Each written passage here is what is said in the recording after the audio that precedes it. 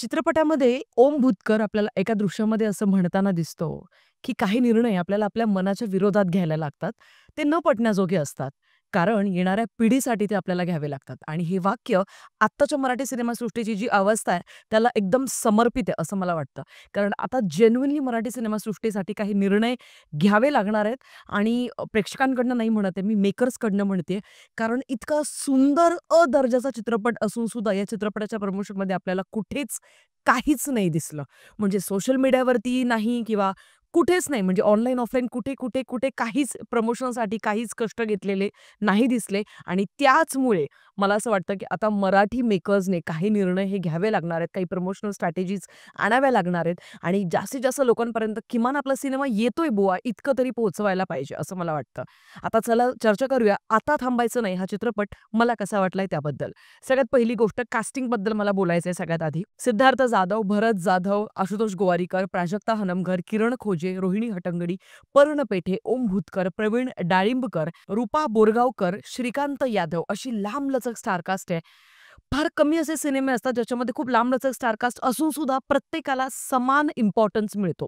म्हणजे equal importance दिला जातो, समान महत्त्व दिलं जातं. सगळ्यांना सारखीच रिस्पेक्ट दिली जाते, सगळ्यांना सारखाच टाईम पिरियड दिला जातो स्क्रीनवरती आणि त्याचमुळे या चित्रपटाचं एक ज्वलंत उदाहरण आहे या गोष्टीसाठी. कारण चित्रपटामध्ये जेवढेही कलाकार आहेत, ते सगळे कलाकार अतिशय चोखपणे आपलं काम करताना आपल्याला दिसतात. कुठेच तुम्हाला कुठला एकही असा कलाकार नाहीये ज्याच्याबद्दल तुम्हाला असं वाटेल, की "नाही यार, मजा नाही आली."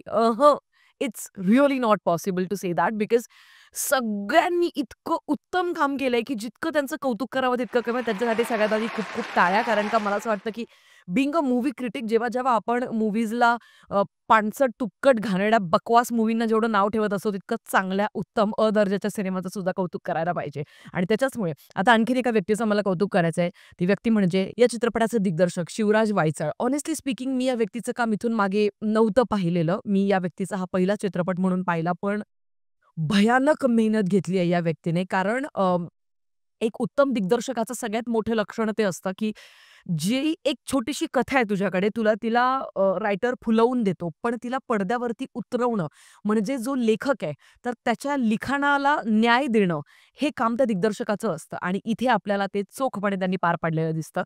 खूपच सुंदर दिग्दर्शन आहे. कुठेच तुम्हाला कॅमेरावर किंवा हे ते पानचट पद्धतीने जे तुम्हाला दिसतं ना, की जे इथून मागच्या बऱ्याच सगळ्या सिनेमांमध्ये आपण तक्रार करत आलोय, ते असं नाही दिसणार. तर मी तुम्हाला ना एक-एक करून सगळे पॉझिटिव्ह ॲस्पेक्ट सांगणारच आहे. पण त्याच्या आधी जरा प्लॉटची आयडिया देते. डोंट वरी स्पॉयलर्स कधीच या चॅनलवरती दिले जात नाही. त्याच्यामुळे बिनधास्तपणे व्हिडिओ बघत राहायचा आहे. आता प्लॉट असा आहे बेसिकली मंडळी, की मुंबईमध्ये बी-एम-सीचे काही कर्मचारी आहेत. मुंबई महानगरपालिकेचे कर्मचारी जे स्वच्छता विभागात काम करतात आणि त्यांच्या आयुष्यातल्या दररोजच्या कटकटी, त्याच्यानंतर ओला कचरा, सुका कचरा याला विभागून न देणारे काही बावळट नागरिक, त्याच सोसायट्यात दररोज जाऊन कचरा गोळा करणं, तीच-तीच किटकिट, घरात गरिबी, भांडणं, या सगळ्या स्ट्रगल्सच्या मध्ये त्यांचे जे सगळ्यात मोठे अधिकारी असतात म्हणजे आयुक्त, तर त्यांची होते बदली आणि बदली झालेले जे ऑफिसर आहेत ते आता आहेत आशुतोष गोवारीकर. अत्यंत सुंदर या व्यक्तीचं कॅरेक्टर त्यांनी लिहिलेलं आहे लेखकाने. खूपच सुंदर म्हणजे थ्रू आउट द फिल्म जेव्हा आशुतोष गोवारीकर स्क्रीनवरती येतायत तुम्हाला लिटरली असं वाटतं, की प्लीज अजून बोला. म्हणजे प्लीज आणखीन थोडे डायलॉग्स मारा, मारा असे फेकून मारा. आमच्या काळजाला लागतायत ते डायलॉग्स आम्हाला आवडताय. त्यांना फक्त शाळा शिकवायची नाहीये. तुम्हाला त्यांना स्वप्न बघायला शिकवायचे. आग पेटवायचं. खूपच सुंदर ही व्यक्तिरेखा त्यांनी साकारली आहे चित्रपटामध्ये आणि मग हा आयुक्त ज्यावेळेला तिथे येतो त्यावेळेला काही काही गोष्टी त्यांच्या लक्षात येतात. मग नक्की त्या काय गोष्टी आहेत आणि कुठे त्यांना असं वाटतं, की बाबा रे, या सगळ्या 23 कर्मचाऱ्यांना मी आता कामावरनं काढून टाकणार आहे, जर का त्यांनी 10वी ची परीक्षा नाही दिली तर. मग 10वी ची परीक्षेला खरंच इतकं महत्त्व आहे का? आणि त्याच परीक्षेबद्दल का ते इतकं सगळं बोलताय? ह्या सगळ्या गोष्टींचा उलगडा या चित्रपटामध्ये होतो. मंडळी हॉनेस्टली स्पीकिंग बऱ्याच काळानंतर या सुंदर पद्धतीचं चित्र मला माझ्या थिएटरमध्ये पाहायला मिळालं. जवळ-जवळ 80% लोकं आलेले होते थिएटर्समध्ये and I am not kidding at all. म्हणजे वयोवृद्ध म्हणू नका, तरुण म्हणू नका, गर्लफ्रेंड बॉयफ्रेंडचं क्राउड म्हणू नका, फॅमिली क्राउड म्हणू नका, जिथे लहान-लहान सगळी शेंबडी पोरं पण आलेली आहेत, ती पण एन्जॉय करतायत. मी मी तरसत होते यार अशा अशा वातावरणाला. कारण का दरवेळेला जायचं आणि हुज्जती घालायच्या त्या थिएटर्सवाल्यांसोबत आणि माझी त्यांची भांडणं होतात दरवेळेला, की "यार प्लीज अर्धा तिकीट मीच घेते यार, पण प्लीज तो शो रन कर."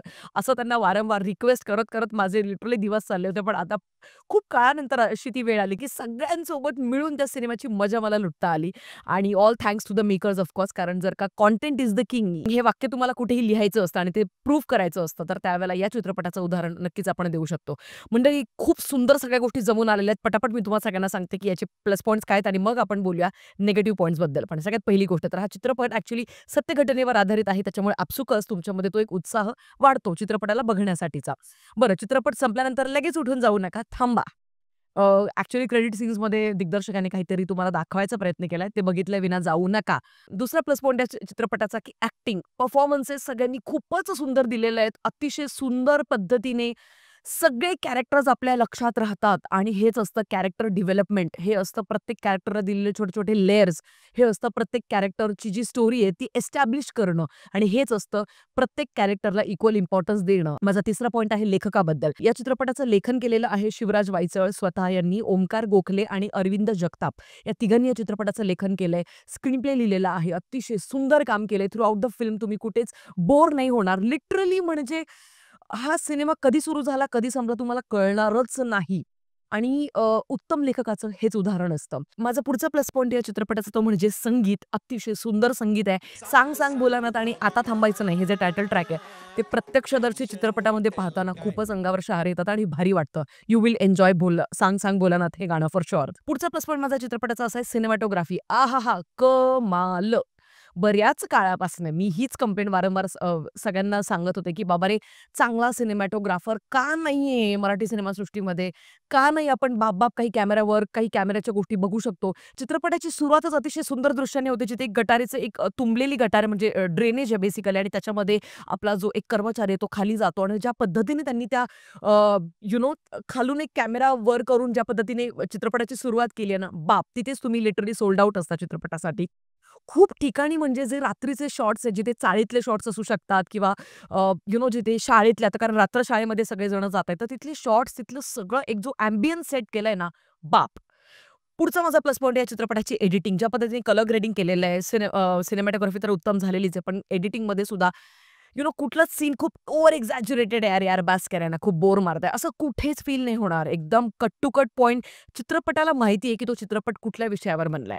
लेखकाला, दिग्दर्शकाला एक्झॅक्टली माहिती आहे, की त्यांनी कुठला विषय हातात घेतलाय आणि काय दाखवायचंय.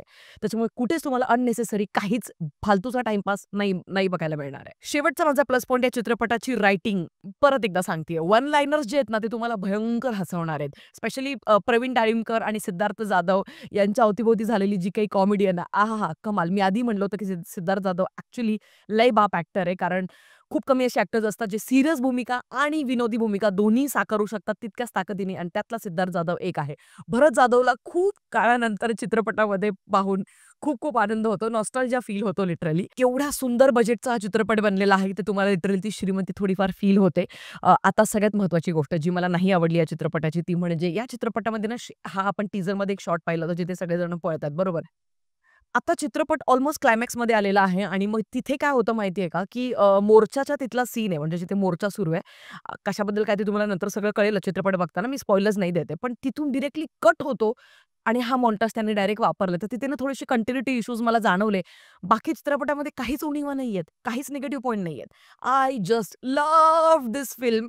मी जेन्युइनली सांगते माझ्या आतमध्ये आनंदाच्या उकळ्या फुटतायत. कारण का मराठी चित्रपटसृष्टीमध्ये मला पाहिजे होतं राव, की आपले मराठी माणसं घराबाहेर पडतील, आपल्या फॅमिलीला घेऊन जातील, आनंदाने मराठी चित्रपट बघतील, येणारी पिढी घडवण्यासाठीचं काहीतरी चांगला कंटेंट आपल्या पोरांना दाखवतील आणि त्याच्याचमुळे या चित्रपटाला मी देईन 4.5 स्टार्स आउट ऑफ 5. तुमचं काय मत आहे ते मला कमेंट सेक्शनमध्ये कळवा आणि आता थांबायचं नाही. हा चित्रपट तुम्ही जर का पाहिला असेल, तर तुमचंही मत मला कमेंट सेक्शनमध्ये कळवायला प्लीज विसरू नका. अँड गाईज जर का अजून हा चित्रपट पाहिला नाहीये, थिंक अबाउट इट आणि डेफिनेटली जर का तुम्हाला रिव्ह्यू आवडला असेल, तर चित्रपट सुद्धा तुम्ही नक्कीच बघू शकता. Let's give it a try. Definitely तुमचे पैसे वाया नाही जाणार. भेटूया पुढच्या व्हिडिओमध्ये. तोपर्यंत काळजी घ्या आणि हो, by the way me red 2 या चित्रपटाचा रिव्ह्यू सुद्धा माझ्या सिटी लाईट्स इंडिया चॅनलवरती टाकलेला आहे. त्याच्यामुळे तो बघायला विसरू नका. भेटूया पुढच्या व्हिडिओमध्ये. तोपर्यंत काळजी घ्या. Peace out. तुम्ही आग नाही वणवा पेटवलाय सर. वणवा.